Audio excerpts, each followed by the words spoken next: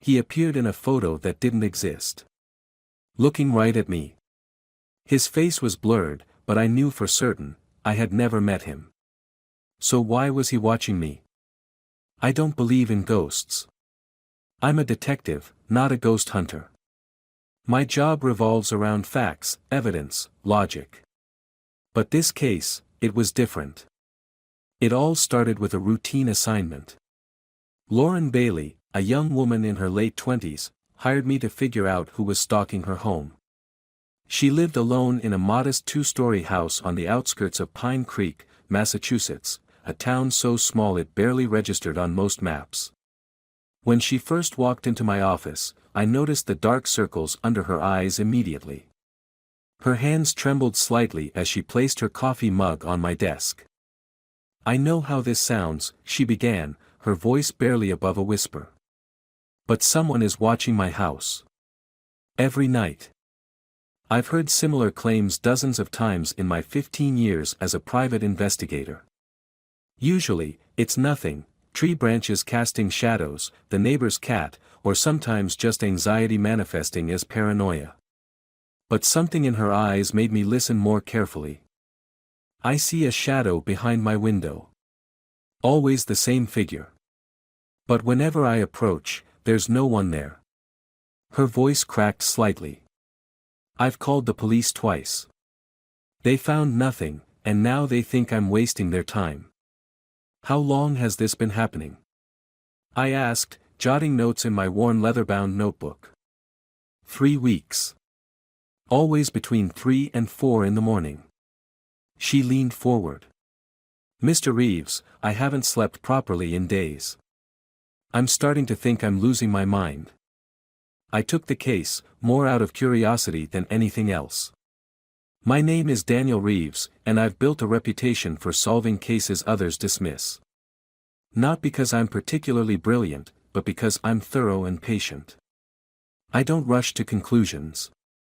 The next evening, I drove to Lauren's house, a modest colonial-style home with peeling white paint and blue shutters that had seen better days. The neighborhood was quiet, rows of similar houses with well-kept lawns, the kind of place where everyone knows everyone else's business. I parked my car a block away and walked the perimeter of her property, looking for anything unusual, footprints, cigarette butts, disturbed foliage. Nothing seemed out of place. Inside, Lauren showed me around with nervous energy, constantly glancing toward the windows as dusk settled. "I've installed motion sensor lights," she explained, gesturing to the fixtures around the house. "They haven't caught anything. I set up 4 high-definition cameras, one at each corner of the house, covering all approaches. These weren't regular security cameras, they had infrared capabilities and could detect movement even in minimal light. I connected them to my laptop and set it up on her kitchen table. "I'll monitor from here tonight," I told her. "Try to get some sleep." She laughed nervously. "That's unlikely." As the evening wore on, I reviewed Lauren's information. 31 years old, worked as a graphic designer from home, no criminal record, good credit score, no apparent enemies. Nothing that would make her a target. Her nearest neighbor was over 50 yards away, close enough for help, but not close enough to easily peer into windows. At midnight, I made a pot of coffee and settled in for the long watch. The house creaked and settled as old houses do. Outside, the occasional car passed by, headlights sweeping across the walls.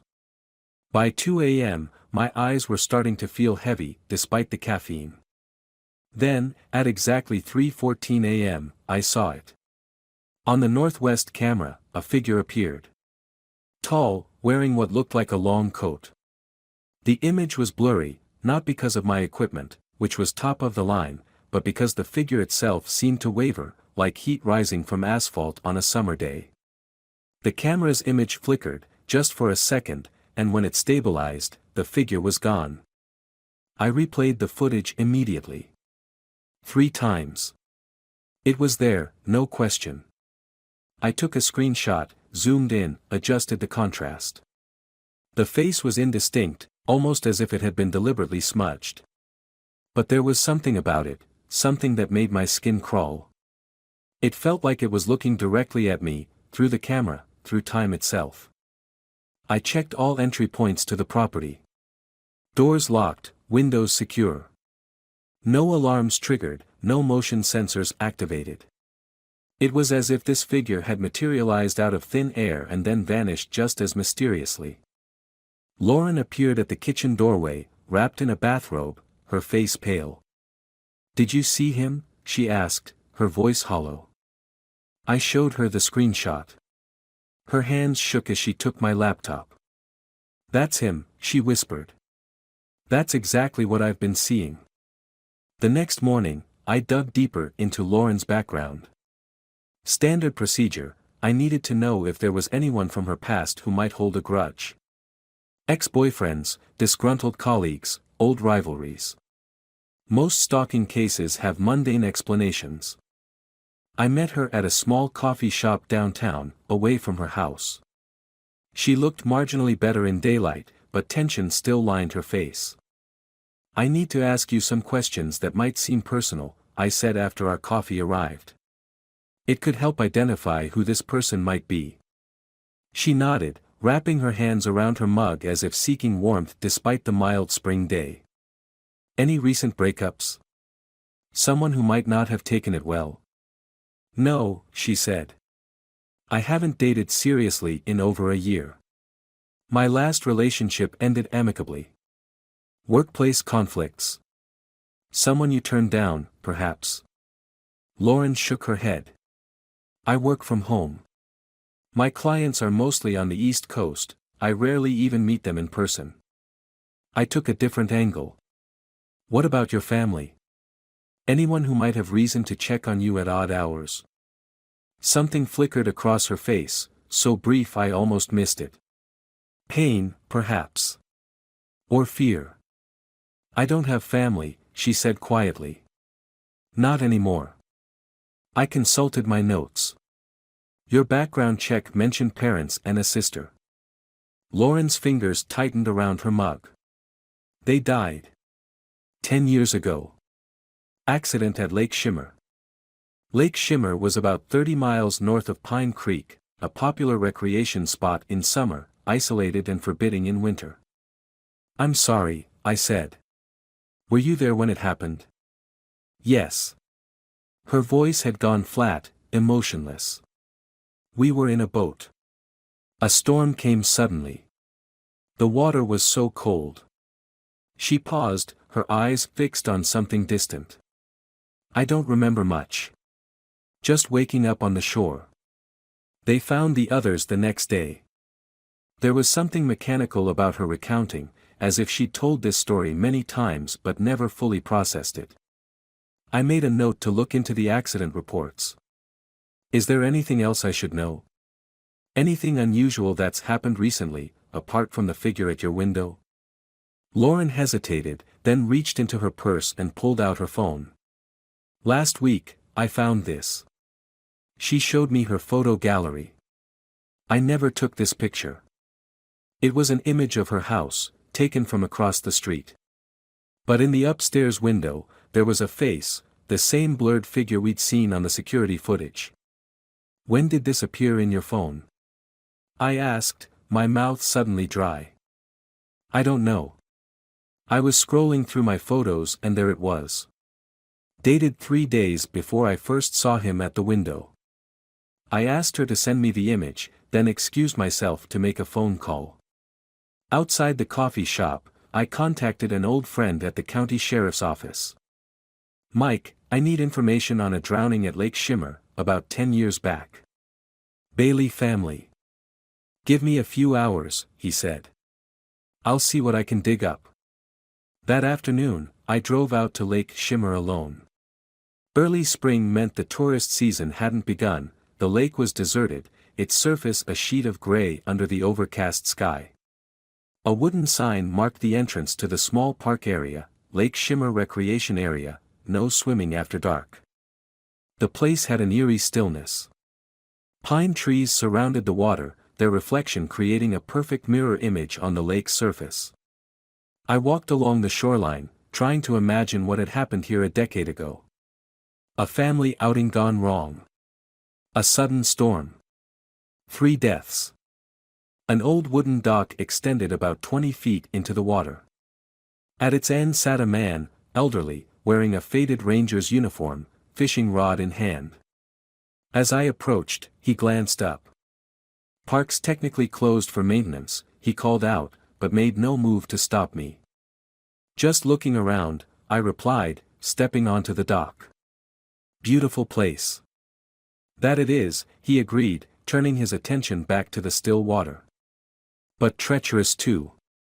This lake's deeper than it looks." I sat down beside him, keeping a respectful distance. "I'm looking into something that happened here. An accident, about 10 years ago." The man's weathered face creased further. "The Bailey incident. You remember it? Been the caretaker here 30 years. I remember every drowning." He reeled in his line, no bait on the hook. I realized he wasn't really fishing at all. Nasty business, that one. Father, mother, little girl. Only the older daughter survived. "Lauren," I supplied. He nodded. "Found her right over there," he pointed to a small pebbly beach about 100 yards away. "Soaking wet, half frozen, couldn't remember a thing." He cast his line again, the weight making a soft plop as it hit the water. Strange, though. What was? The old man looked at me with pale blue eyes that seemed to have faded along with his uniform. "The boat was intact. No damage. And it was found tied up, right here at this dock." I frowned. "I thought there was a storm." "That's what the official report says," he shrugged. "But it was clear that night. Stars everywhere. I'd know, I was here, in my cabin." He pointed to a small structure half hidden among the trees. "If there was no storm, then what happened?" The old man reeled in his line again. "This place, it has moods. Doesn't like everyone who comes here." He stood up slowly, joints creaking. "Some places take what belongs to them." I tried to press him for more, but he just shook his head. "Getting dark soon. You should leave before then. Lake Shimmer isn't friendly after sunset." As I walked back to my car, a chill ran down my spine that had nothing to do with the dropping temperature. The old caretaker's words echoed in my mind. Some places take what belongs to them. Back in my office, I found Mike's email waiting for me. The police report on the Bailey drownings was brief and largely matched what Lauren had told me. Family of 4 on an evening boat ride. Sudden squall. Boat capsized. 3 drowned, 1 survivor. Case closed as accidental death. But there was something else, an attached note from the reporting officer, marked unofficial observation. It read, "Survivor's account inconsistent. Claims no memory of incident, yet described specific details about family members' final moments when sedated. Medical staff reported survivor repeating phrase, 'He took them,' while under observation. Psychological trauma suspected. No follow-up recommended." I sat back, running a hand through my hair. The contradiction between the official weather report and the caretaker's recollection bothered me. And this note, what specific details had Lauren shared? What did "he took them" mean? My phone buzzed with a text from Lauren, "It's happening again. He's outside now." It was only 6:30 p.m., far earlier than the previous appearances. I grabbed my keys and headed for my car. Dusk was settling as I pulled up to Lauren's house. No unusual vehicles on the street, no obvious signs of disturbance. I approached cautiously, hand near the small .38 I carried for protection.